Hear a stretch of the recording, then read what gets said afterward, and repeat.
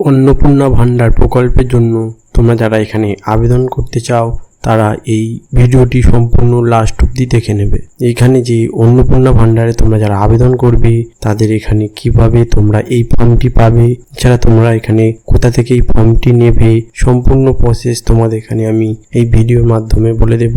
তোমরা ভিডিওটি লাস্ট অবধি দেখে নেবে।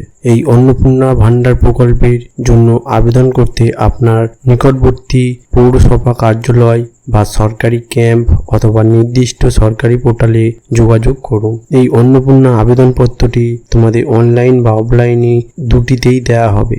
এই অন্নপূর্ণা ভান্ডারে তোমরা যারা আবেদন করবে এই দুয়ারে সরকার ক্যাম্পের মাধ্যমে তোমরা এই অন্নপূর্ণা ভান্ডারে তোমরা এই ফর্মটি পেয়ে থাকবে। এছাড়া এই ফর্মটি পূরণ করে নেবে। আবেদনকারী সঠিক তথ্য ও প্রয়োজনীয় নথিপত্র দিয়ে এই ফর্মটি জমা দিতে হবে। এই অন্নপূর্ণা ভান্ডারে ফর্ম ফিল আপটি তোমরা অফলাইন ও অনলাইনের মাধ্যমে করতে পারবে। এখানে শুধু অফলাইনের মাধ্যমে বলা হয়েছে, এখন অনলাইনে কোনো কিছু বলা হয়নি। শুধু অফলাইনের মাধ্যমে তোমরা এখন এটিতে আবেদন করতে পারবে।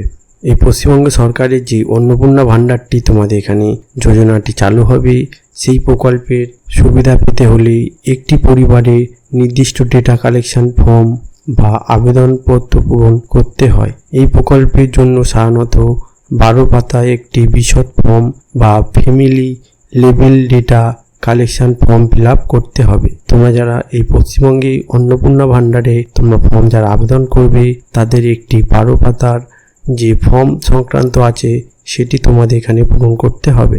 এই ফর্মটি তোমরা কোথা থেকে পাবে? এই ফর্মটি নিতে গেলে তোমাদের যে স্থানীয় দুয়ার সরকারি ক্যাম্প বসবে, এছাড়া তোমাদের যে পঞ্চায়েত অফিস আছে বা মিউনিসিপ্যালিটির যে অফিস আছে সেই অফিস থেকে তোমরা এটি ফর্মটি বিনামূল্যে পেয়ে থাকবে। তোমরা যারা এই অন্নপূর্ণা ভান্ডার ফর্মে আবেদন করবে তাদের যে নথিপত্র লাগবে বা যেসব কাগজগুলি নিয়ে তোমরা এখানে এই ফর্মটি ফিল আপ করবে সেই ডকুমেন্টগুলি হলো তোমাদের নির্দিষ্ট একটি আধার কার্ড লাগবে, মানে তোমাদের যে আধার কার্ড আছে সেই আধার কার্ড সার্টিফিকেট লাগবে। এছাড়া তোমাদের ভোটার আইডি লাগবে, তোমাদের নিজস্ব যে ভোটার আইডি আছে সেই ভোটার আইডি এখানে দিতে হবে। এছাড়া ডিজিটাল রেশন কার্ড, তোমাদের যে ডিজিটাল রেশন কার্ড আছে সেই ডিজিটাল রেশন কার্ড তোমাদের এখানে দিতে হবে।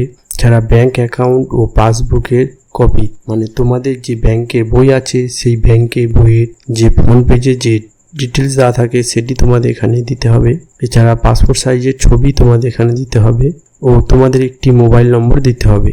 এই যে মোবাইল নম্বরটি দেবে তোমরা, সেই মোবাইল নম্বরটি আধার লিঙ্ক করা থাকে। তোমাদের এই আধার লিঙ্ক করা একটি মোবাইল নম্বর তোমাদের এখানে দিতে হবে। এই সব ফর্মগুলো নিয়ে তোমরা এই অন্নপূর্ণা ভান্ডারে আবেদন করবে। তোমরা যারা এই অন্নপূর্ণা ভান্ডারে ফর্মটি ফিল আপ করতে চাও তারা সম্পূর্ণ এই ভিডিওটি দেখবে। তোমরা যারা এই অন্নপূর্ণা ভান্ডারে ফর্ম ফিল আপ করতে চাও তারা আমাকে এই কমেন্টে বলে দেবে, তাহলে আমি তোমাদের এই অন্নপূর্ণা ভান্ডারে ফর্ম ফিল আপ কীভাবে করতে হয় সম্পূর্ণ ডিটেলস তোমাদের এখানে আমি স্টেপ বাই স্টেপ এখানে দেখিয়ে দেব কিভাবে তোমরা এই 12 পাতার ফর্ম ফিল আপ এই অন্নপূর্ণা ভান্ডারে ফর্ম ফিল আপ কীভাবে করবে।